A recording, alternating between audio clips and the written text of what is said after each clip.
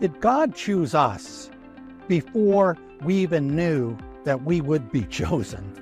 Well, in Ephesians chapter 1 in the New Testament, St. Paul says exactly this, that God chose us before the foundations of the earth.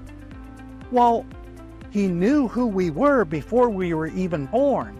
And what God wants to do with us is he wants to bring us into a relationship with himself. That's why we were created in the first place, to be restored. Now, we might say, well, how do we do that? Our first inclination could be, well, we got to do the stuff that pleases him. Well, God chose us to come into a relationship with him through his son, Jesus Christ.